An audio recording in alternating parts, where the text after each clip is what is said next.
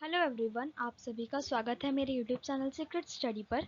तो आज जो हम यूनिट कवर करने जा रहे हैं वो है स्वतंत्रता की ओर, जिसमें हमें दो सब टॉपिक कवर करने हैं। एक है सांप्रदायिक राजनीति के विकास और का अवलोकन, और सेकंड है स्वतंत्रता और विभाजन।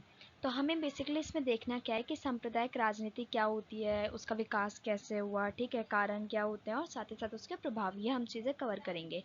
फिर हम देखेंगे कि स्वतंत्रता तक का सफ़र कैसा रहा था भारत का, और एंड में विभाजन क्यों और कैसे होता है। तो ये हमारे बीए प्रोग्राम का यूनिट नंबर 5 है। हिस्ट्री मेजर का हम सिलेबस कवर कर रहे हैं, और ये यूनिट कवर करने के बाद हमारा ये जो हिस्ट्री ऑफ इंडिया 1858 से लेके 1947 का जो ये पेपर हम पढ़ रहे हैं ना, ये कम्प्लीटली कवर हो जाएगा। तो इसी के साथ बढ़ते हैं अपनी वीडियो की तरफ। तो सबसे पहले हम देखते हैं कि कैसा सफ़र रहता है एक स्टार्टिंग पॉइंट से लेके जब भारत स्वतंत्र होता है वहाँ तक का सफ़र भारतीयों का। तो प्रत्येक व्यक्ति के लिए स्वतंत्रता का अर्थ अलग है, परंतु स्वतंत्रता एक लंबी यात्रा थी जिसमें संघर्ष, बलिदान, कूटनीति, षड्यंत्र और बुद्धि का इस्तेमाल हुआ। तो आप सभी लोग जानते हैं ना, हर एक व्यक्ति के लिए जो है वो स्वतंत्रता अलग हो सकती है। कुछ लोगों के लिए स्वतंत्रता जो है वो ये है कि उनके फैमिली उनको हायर स्टडीज़ करने दे रही है, ठीक है। कुछ के लिए है कि नाइट आउट करना, क्लबिंग करना, ये सारी चीज़ें हो गई स्वतंत्रता। तो हर किसी के लिए स्वतंत्रता का मतलब एक अलग होता है, ठीक है। आप में से बहुत सारे लोगों के लिए स्वतंत्रता होगी कि हम लोग अपना जो है फ्यूचर बिल्ड करने के बाद अच्छे से अर्निंग करें, वो हमारे लिए स्वतंत्रता है। अपने खुद के पैसों पे हम लोग कुछ कर सकें, ठीक है। तो सभी के लिए स्वतंत्रता अलग हो जाती है। लेकिन जो इस स्वतंत्रता की जो यात्रा थी ना, यानी कि स्टार्टिंग पॉइंट से लेकर स्वतंत्रता तक पहुंचना, ये एक बहुत लंबी यात्रा थी। और इस सफ़र के अंतर्गत बलिदान हुए, संघर्ष हुए, बहुत सारे षड्यंत्र बनाए गए, ये कूटनीति का इस्तेमाल किया गया, ठीक है। आपको पता होगा ना, क्रांति भी हुई थी और साथ ही साथ बुद्धि का भी इस्तेमाल हुआ। उसके बाद जाकर कहीं हमें स्वतंत्रता मिली थी। भारत में पर औपनिवेशिक शासन की स्थापना होने के बाद भारतीयों ने सर्वप्रथम सांस्कृतिक पुनर्जागरण को चरण को अपनाया। सांस्कृतिक पुनर्जागरण ये था कि जो भारतीय लोग जो थे वो वेस्टर्न कल्चर को बहुत ज़्यादा अपना रहे थे, उससे प्रभावित हो रहे थे। तो भारतीय लोगों ने क्या करा, पूर्ण जागरण, ठीक है, कुछ आंदोलन हुए, ठीक है, जिसके द्वारा लोगों को समझाया गया कि जो हमारी संस्कृति है ना वो सबसे ज़्यादा बेस्ट है। हम अपनी संस्कृति को अपनाएं, अपनी जो परंपराएं हैं ना उनको जीवित रखें, ताकि वो आगे चल के हमारी जो नेक्स्ट जनरेशन है वहाँ तक पहुँच सके। अगर हम सभी लोग जो है वेस्टर्न कल्चर में ढल जाएंगे तो होगा क्या, इंडियन कल्चर जो है वो बिल्कुल ख़त्म हो जाएगा, ठीक है, उसका पतन हो जाएगा। वो चीज़ तो हम लोग नहीं चाहते ना। तो इसीलिए सांस्कृतिक पुनर्जागरण का वहाँ पे चरण को अपनाया गया था। वर्ण व्यवस्था होगी, छुआछूत, धर्म भेदभाव, महिलाओं की दुर्दशा आदि को देखते हुए और इसको समझते हुए ब्रह्म समाज, आर्य समाज, रामकृष्ण मिशन आदि के द्वारा राजा राम मोहन रॉय, स्वामी विवेकानंद, दयानंद सरस्वती और ज्योतिबा फुले आदि ने धार्मिक और सामाजिक क्रांतियों, जो बुराइयां थी, ठीक है, यानी कि जो कुरीतियाँ थी, यहाँ पे कुरीति आएगा, उनका उन्मूलन किया। तो देखिए, ये मैंने आपको ना हर एक स्टेज ना शॉर्ट में समझा दिया है। आपने पढ़ा था ना इससे प्रीवियस में कि धार्मिक जो ये ब्रह्म समाज क्या था, आर्य समाज क्या था, स्वामी विवेकानंद ने क्या किया था, दयानंद ने क्या किया था, राजा राम मोहन राय ने क्या किया था, ये सारी चीज़ें हमने पढ़ी है ना। और फुले, जो ज्योतिबा फुले उनके बारे में तो हमने इसी वाले जो सेमेस्टर है इसमें पढ़ा है। तो मैंने सब कुछ आपको ना शॉर्ट शॉर्ट में लिख दिया। आप चाहें तो इसको इसी तरीके से लिख सकते हैं, और अगर आपका ज़्यादा मार्क्स का पेपर आता है, ज़्यादा मार्क्स का क्वेश्चन है, तो आप इसी को इलेबरेट करके लिख सकते हैं, ठीक है। तो इन सारे जो क्रांति थी, इन सभी मिशनों के द्वारा, ठीक है, इन सभी समाजों के द्वारा, ये जितने भी महान विचारक रहे थे उन्होंने क्या किया, समाज में एक बदलाव लाने की कोशिश करी, धार्मिक और सामाजिक रूप से। भारतीय राष्ट्रीय कांग्रेस का गठन किया गया था आगे चलकर, जिसके द्वारा जो भारतीय थे ना उनको एक मंच मुहैया कराया गया था, जिस मंच पर वो लोग अपनी बात रख सकते हैं, ठीक है। ब्रिटिश सरकार से भारतीय लोग बात कर सकते हैं, ठीक है, यानी कि वार्ता हो सकती है, साथ ही साथ कोई समझौता हो सकता है, या फिर जो भारतीय लोग हैं ना, अब देखो प्रत्येक भारतीय तो कांग्रेस के अंदर शामिल नहीं हो सकता था ना, तो हर एक क्षेत्र से कोई एक प्रतिनिधि आता था, ठीक है, जो कि भारतीय कांग्रेस के अंदर शामिल होता था। जिस तरीके से अभी होता है ना संसद के अंदर, सेम वही वाली सिचुएशन तब थी। तो क्या होता था, प्रत्येक व्यक्ति का जो विचार था ना वो भारतीय कांग्रेस तक पहुंचता था।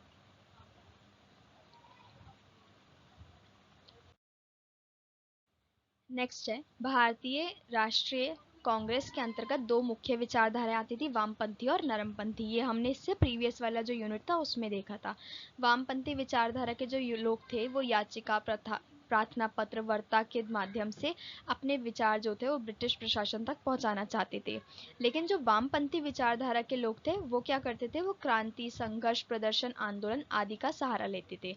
तो नरमपंथी, नरम है यानी कि नरम तरीके से अपना मतलब बात अपनी रखना चाहते थे। लेकिन वामपंथी, वाम मतलब इंग्लिश में वार्म किस चीज़ को बोलते हैं, गरम को, यानी कि गरम मिजाज वाले लोग, वो लोग क्या करते थे, संघर्ष, क्रांति, ठीक है, उनको कुछ भी करना पड़े लेकिन उनको आज़ादी चाहिए थी, वो वाली सिचुएशन थी वहाँ पे। तो दो अलग विचारधारा थी जो हमारी नेशनल कांग्रेस के उसके अंदर।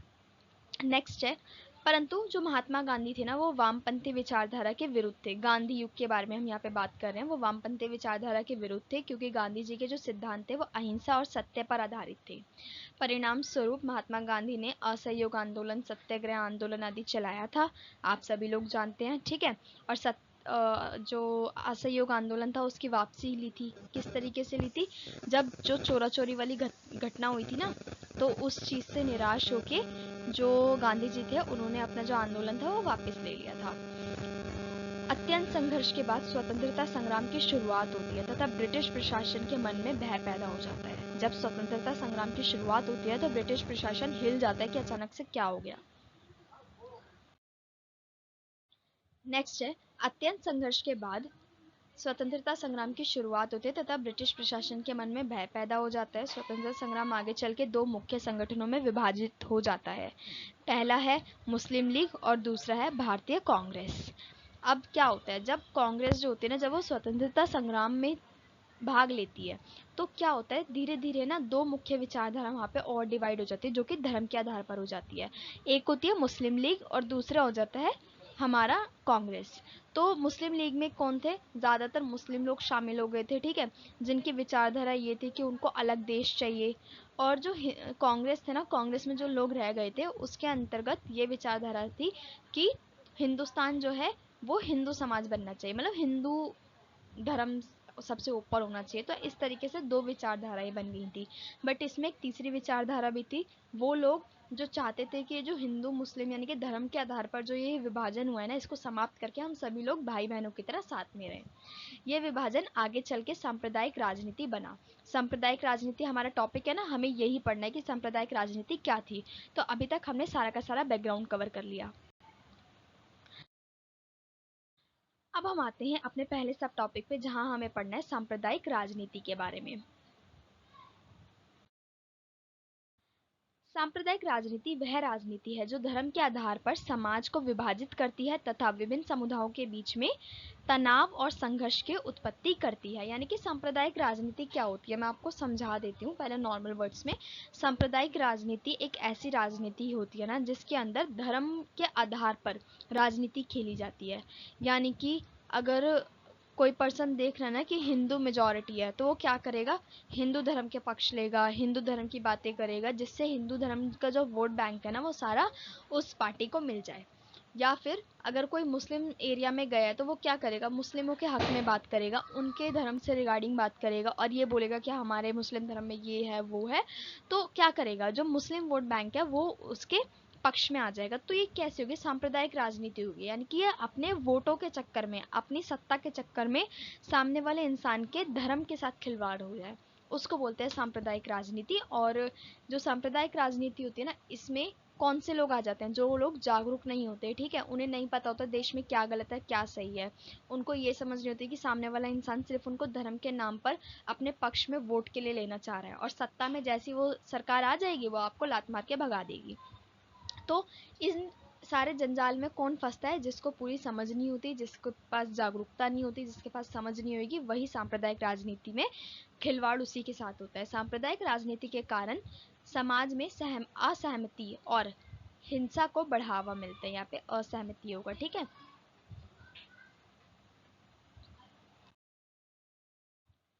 अब हम देख लेते हैं कि क्या कारण रहते हैं जो सांप्रदायिक राजनीति का जन्म होता है। तो ब्रिटिश उपनिवेश यानी कि जो ब्रिटिश शासन था उसने क्या नीति अपनाई थी कि फूट डालो राज करो। वो समाज क्या करता है, यानी कि जो ब्रिटिश साम्राज्य था वो क्या कर रहा था, आपस में ही हिंदू मुस्लिम के नाम पे, जाति के नाम पे, धर्म के नाम पे, अमीर गरीब, ठीक है, इन सभी को आपस में लड़वाता चला जा रहा था। तो ब्रिटिश प्रशासन को जरूरत ही नहीं पड़ रही थी कि वो भारतीयों पे हमला करे। एक भारतीय दूसरे भारतीय को खुद ही मारने पे तुल गया था। तो ब्रिटिश साम्राज्य द्वारा भारत की एकता और अखंडता की समाप्ति हेतु फूट डालो राज करो नीति को अपनाया गया था। परिणाम स्वरूप हिंदू तथा मुस्लिम धर्म के आधार पर देश की अखंडता और एकता को तोड़ा गया था। नेक्स्ट है धार्मिक राजनीति। तो पहला कारण तो ये हो गया ना, सांप्रदायिक राजनीति का जो ब्रिटिश प्रशासन था उसने ही ये नीति अपनाई थी कि फूट डालो और राज करो। सेकंड हो गया कि धार्मिक राजनीति।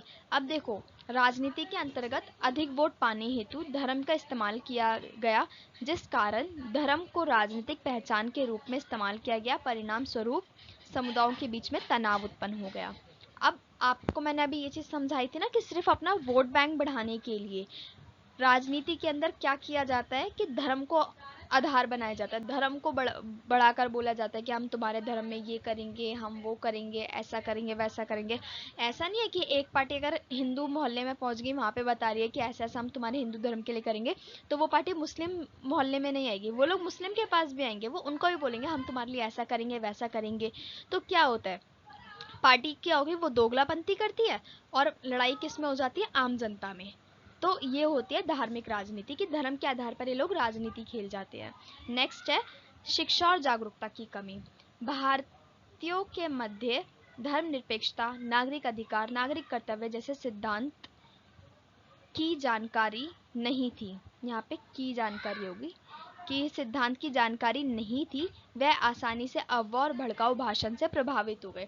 अभी मैंने आपको बताया ना कि जो सांप्रदायिक राजनीति है ना, इसके अंदर कौन फंसता है, वो जनता, वो भारतीय लोग जो शिक्षित नहीं होते, जो जागरूक नहीं होते, जिन्हें पता नहीं है कि ये लोग सिर्फ और सिर्फ सत्ता के लिए ऐसा कर रहे हैं, वही इन चीज़ों में फंसता है। तो ये हमने यहाँ पे पॉइंट बना दिया कि एक कारण ये भी है कि भारतीय जनता इतनी जागरूक ही नहीं है कि उनका इस्तेमाल कौन कैसे कर जाता है उसे पता ही नहीं चलता। नेक्स्ट है हमारा कि धर्म आधारित संरक्षण और अलगाववाद। अब आपको पता है ना, धर्म के आधार पर संरक्षण दे देते हैं, ठीक है, अलगाववाद की मांग हो जाती है कि हमें अलग, जैसे कि पाकिस्तान ने कही थी कि हमें अलग जो देश है वो बना के दो।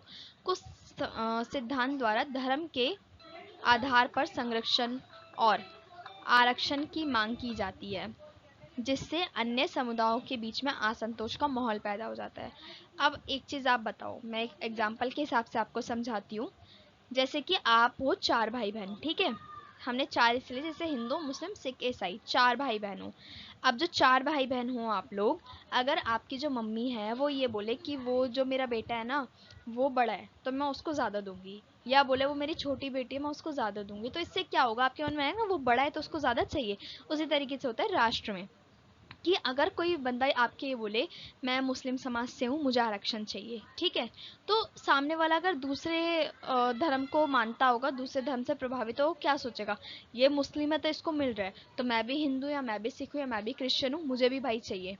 तो इससे क्या होता है, अलगाववाद की मांग होनी स्टार्ट होती है। अगर जैसे मुस्लिम जो धर्म से या कोई भी धर्म हो, अगर उसको आरक्षण या संरक्षण मिल जाएगा तो क्या करेगा सामने वाला इंसान, वो ये करेगा कि वो मांगेगा कि मेरे धर्म में ये है, मेरे को भी आरक्षण चाहिए, मुझे भी संरक्षण चाहिए। तो धीरे धीरे क्या होगा, हर एक धर्म, हर एक जाति, हर एक वर्ण का जो व्यक्ति है ना वो अपने लिए आरक्षण की मांग करेगा, सुरक्षा की मांग करेगा। तो एक ये भी बहुत बड़ा मुद्दा बन जाता है जिस वजह से सांप्रदायिक राजनीति का जन्म होता है। अब हम देखते हैं कि सांप्रदायिक राजनीति के क्या प्रभाव पड़ते हैं देश पर।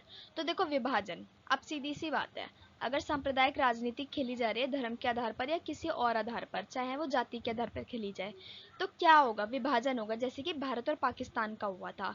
भारत की एकता और अखंडता को विभाजित कर भारत तथा पाकिस्तान का निर्माण किया गया। आर्थिक दुष्प्रभाव। सांप्रदायिक राजनीति के कारण संपूर्ण भारत का जो ध्यान था ना वो इसी मुद्दे पे आ गया था कि भारत और पाकिस्तान का विभाजन हो रहा है, क्या होगा, कैसे होगा, सब लोग उसी सोच में डूबे चले जा रहे थे, जिस वजह से आर्थिक हानियां हो गई क्योंकि लोग बिजनेस पर इतना ध्यान ही नहीं दे पाए। राजनीतिक अस्थिरता। सांप्रदायिक राजनीति के कारण देश की जो राजनीति थी ना उस पर गहरा प्रभाव पड़ा, में जिससे राजनीति का विकास नहीं हो पाया और लोगों का ही विकास नहीं हो पाया, अविकसित होगी, ठीक है। यहाँ पे